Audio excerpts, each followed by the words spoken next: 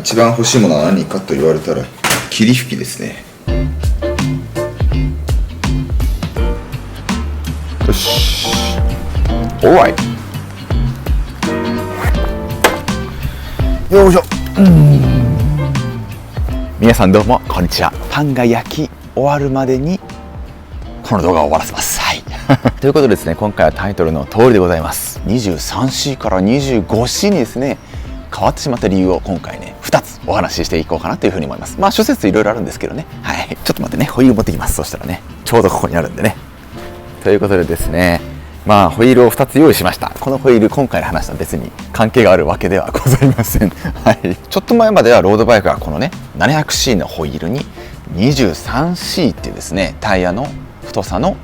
ものをつけることが主流でした。はい。しかしですね、ある日突然あれみたいな、気づいたらなんかこう急に 25C が今来てますみたいな話がこうやってきてですね、気づいたらもう 25C が普通主流ですよね。タイヤといったら 25C ですよねみたいな空気になっちゃってますよね。はい。僕がロード始めた頃なんかは 23C が主流というか 23C こそ最速だみたいな話がね、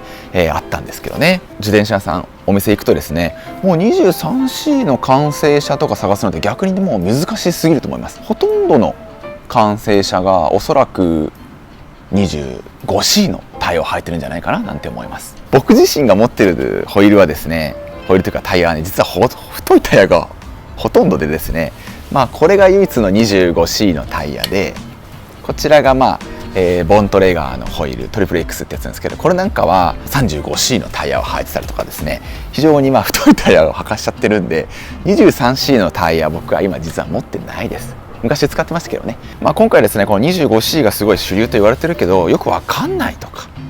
なんとなく主流だからとりあえず 25C にしとくかみたいな人に対してですね、なんで今 25C が主流なのかっていうのをですね、ちょっとでもこう、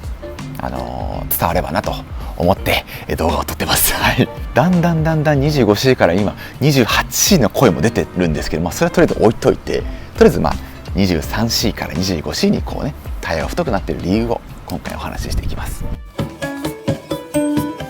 はい。一つ目の理由はですね、 25C の方が 23C よりも転がり抵抗が少ないからです。はい。これなんでと思いますよね。 23C のタイヤの方が細くて軽いのに、なんで 25C の方が太くて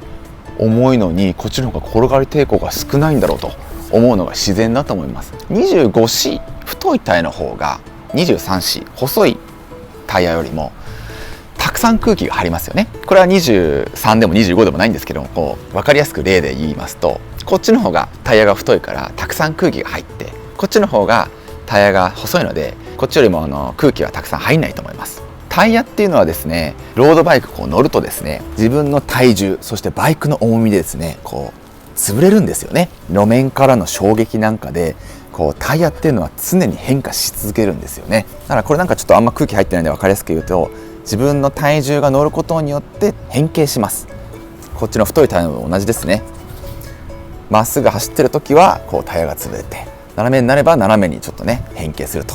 タイヤっていうのはねゴムなんでぐにゃんぐにゃん動くんですよね。自分の体重はだいたい75キロぐらいなんですけども、まあ75キロプラス、まあ、ロードバイクが例えばじゃあ8キロのロードだとしたら、まあ、80キロ以上の重量がですねこのタイヤにこうのしかかるわけなんですよね。ぐにゃんと。まあ分かりやすく言うとですね、バランスボールと同じですね。バランスボールにぐにゃーんって乗るとべちゃーって潰れると思うんですけども、あれがタイヤと思っていただければなというふうに思います。例えば空気圧をね両方とも6に設定しましょうとなった時に、80キロの重量がゴッとのしかかった時にタイヤの変形する量が少ないのはどっちかと言われたらですね、 25C の方が同じ空気圧同じ体重で乗った時ですね変形する量が少ないんですよね。同じ空気圧に設定した場合、23と25では実は25の方が変形する量が少なくてですね、そのためですね 25C の方が転がり抵抗が少ない、 23C の方が転がり抵抗が実はあるという話がですね、ロードバイクとかねタイヤの偉い研究者たちが長年こうね研究してきて分かったことなんですよね。その研究結果が分かったことでプロのロードレースの世界にもそれなら転がり抵抗の少ない 25C にすれば速く走れる、レースに勝てる可能性が生まれると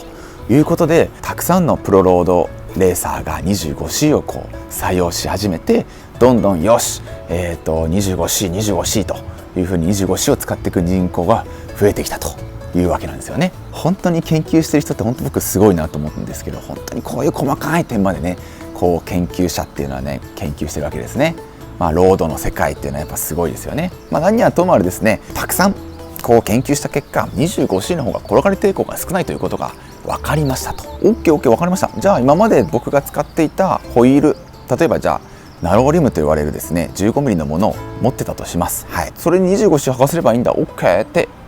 思う方もいるかもしれませんけども、実はですね細いこのリムにですね太いタイヤ、いわゆる 25C を履かせると、あ、やべ、タイマーだちょっとやっていきます。じゃあちょっと10分タイマー OK。 すいませんね、ちょっとパン今180度で10分熱しております。はい、ちょっと話長くなりそう細いリムに対して、いわゆるナローリムと呼ばれるものに対して 25C というちょっと太いタイヤを履かせるとですね、実は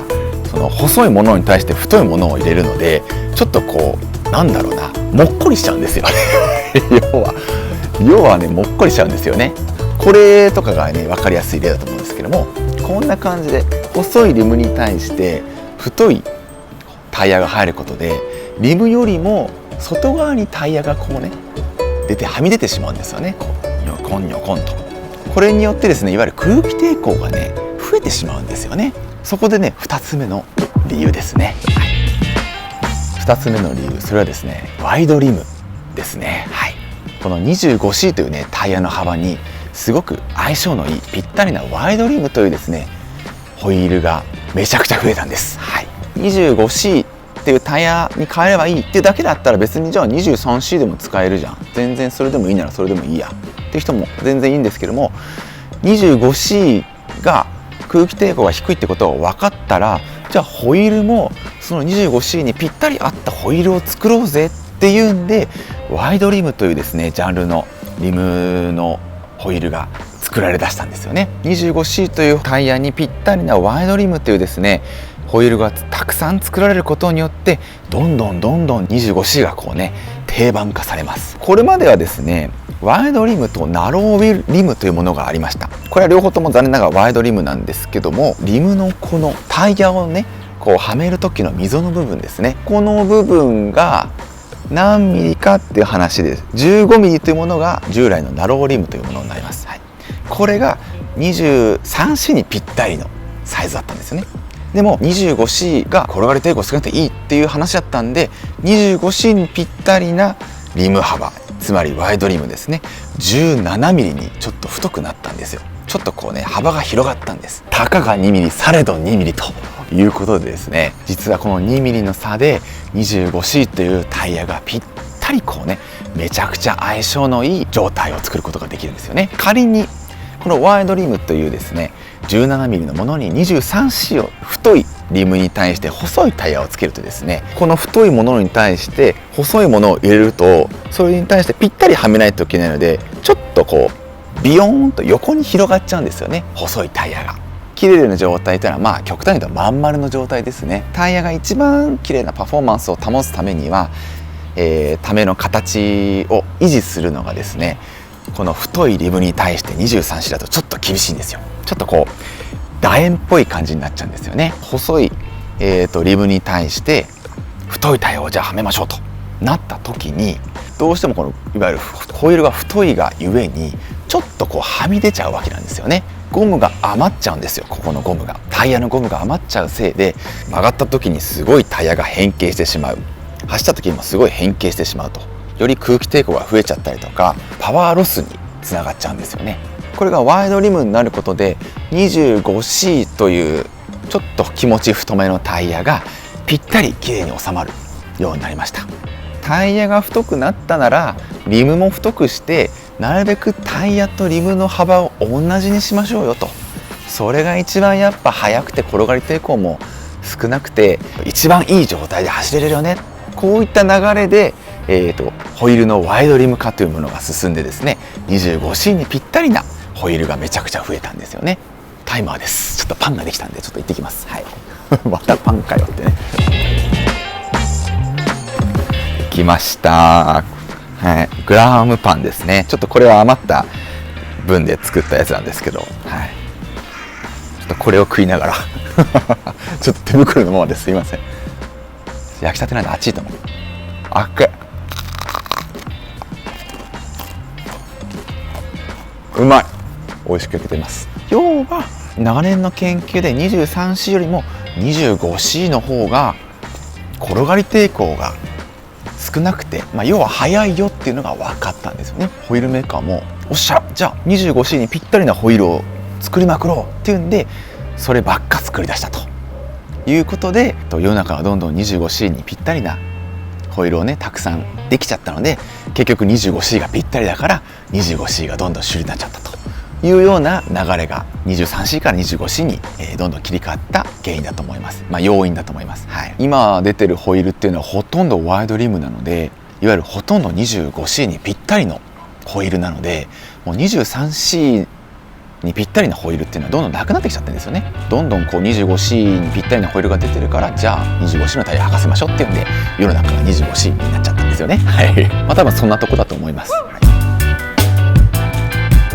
23C と 25C の話してるんで、せっかくなんで 25C にすることによるメリットとデメリットもねお話ししたいと思います。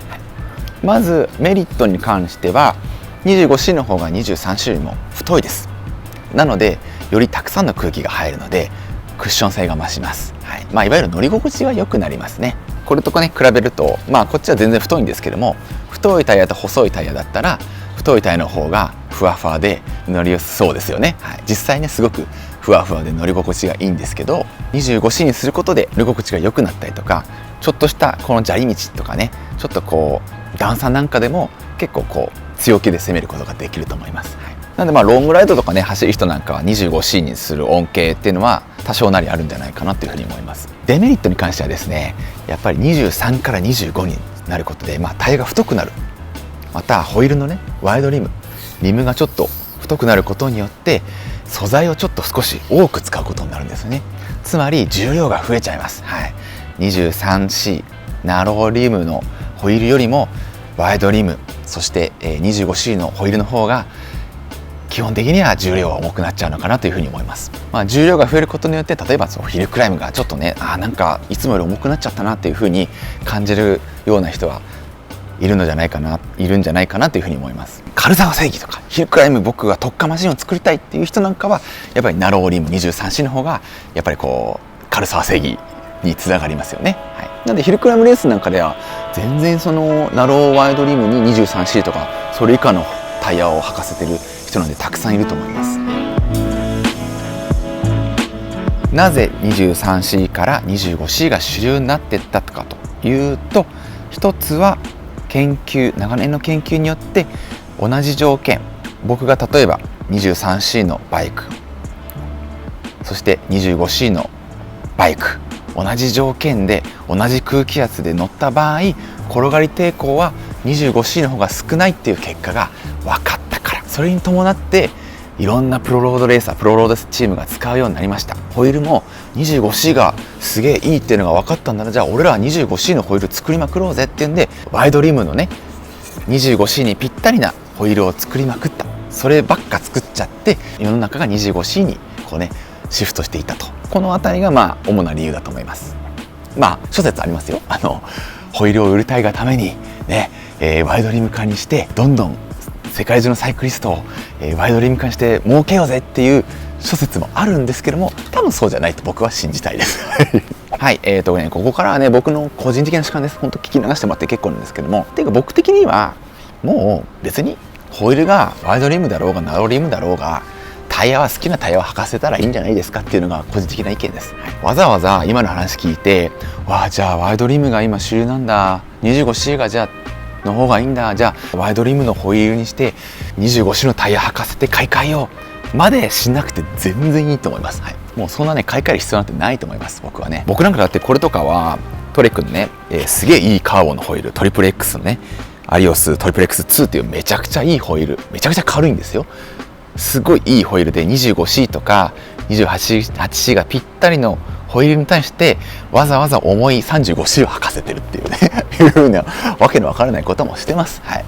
いいんです、全然自己満なんでね。はい、あくまでも今回話した内容っていうのはプロのロードレースの話で、本当コンマ1秒とか何百キロで10秒とか数十秒削りたい、そういった人たちのお話なんですよね。そういった人たちが研究に研究を重ねて出てきた結果のお話になります。はい、なので僕みたいな一般的なそのサイクリストなんかだとワイドルームによる恩恵っていうのはなかなか得づらいんじゃないかなというふうに思います。はい、むしろワイドリムとか 25C とかになることで